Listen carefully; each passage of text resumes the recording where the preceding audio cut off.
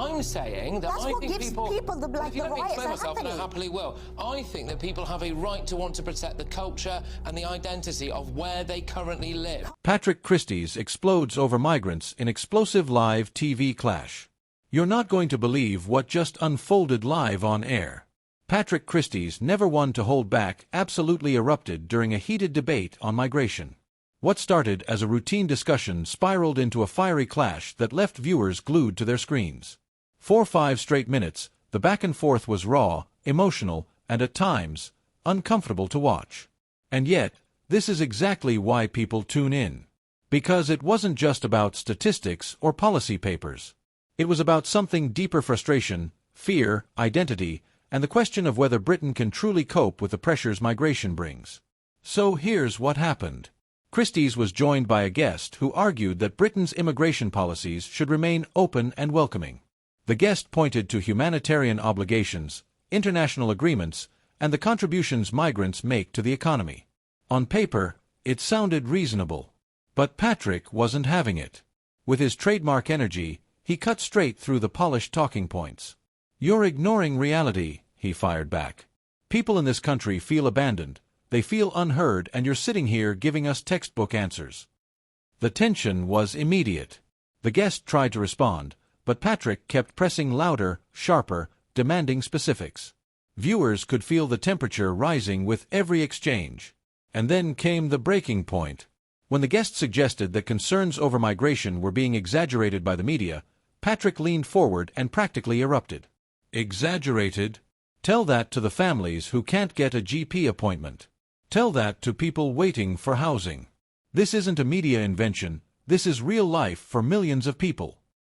The studio fell into a kind of stunned silence, then chaos, as the guest tried to salvage the argument while Patrick doubled down.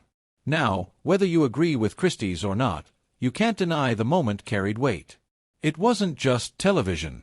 It was the kind of clash that echoes beyond the studio walls. Because migration isn't just a policy area. It's an issue that cuts to the heart of national identity, cultural security, and economic survival. And Patrick Christys tapped straight into that raw nerve. The public reaction was instant. Clips hit social media within minutes.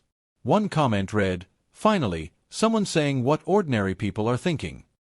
Another viewer tweeted, "This is why mainstream politicians are losing touch." Patrick gets it. Of course, not everyone agreed. Critics slammed his tone as aggressive and reckless, warning that these kinds of confrontations only inflame division. One commentator wrote, "If we can't talk calmly about migration, we'll never solve it. Shouting won't change the numbers." But love him or hate him, Patrick Christys got the nation talking again. And this isn't new. Patrick has built a reputation for fiery showdowns. Whether it's politics, crime, or culture, he thrives on challenging what he sees as comfortable narratives. He doesn't mind being unpopular, because for him, the goal is to spark debate that feels honest, not staged. And in many ways, this clash was the perfect example. On one side, polished talking points and academic reasoning. On the other, raw frustration and blunt reality checks. It was less about who won the argument, and more about what it revealed: the deep divide in how Britain sees migration. Now, let's put this into context. Migration has been one of the most polarizing issues in British politics for decades.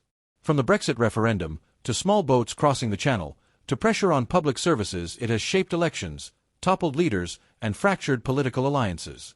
And right now, the issue is more urgent than ever. With record numbers of arrivals and mounting public anxiety, the debate is reaching a boiling point. Patrick Christys knows this. His eruption wasn't just about one guest's comments. It was about years of pent-up frustration that many people feel politicians are simply ignoring. And in that sense, his voice, whether you agree with it or not, resonates with a large part of the public. But here's the million-dollar question. Does this kind of clash actually change anything? Will politicians take notice? Will policy shift? Or are we simply watching the same arguments play out louder and louder, while real solutions remain elusive? One senior political insider told a local outlet after the clash, "This is the new normal. People want drama, they want confrontation, because it reflects how raw this issue has become on the ground." And maybe that's true. Maybe fiery debates are the only way to wake people up. Or maybe they're a distraction from the real work fixing a system that feels broken. Either way, the impact is undeniable. Patrick Christys didn't just host another segment. He created a flashpoint, a moment people will be replaying, arguing about, and quoting for days to come. And that's the power of television in the modern age. A single eruption can ignite a national conversation. So, the debate now isn't just about what happened in the studio. It's about what happens next. Will leaders finally address the pressures driving this frustration? Or will they hope the shouting dies down while the problems keep piling up? Because if this clash proved anything, it's this: the public isn't done talking about migration. Not by a long shot. And the longer leaders stay silent, the louder these eruptions are going to get.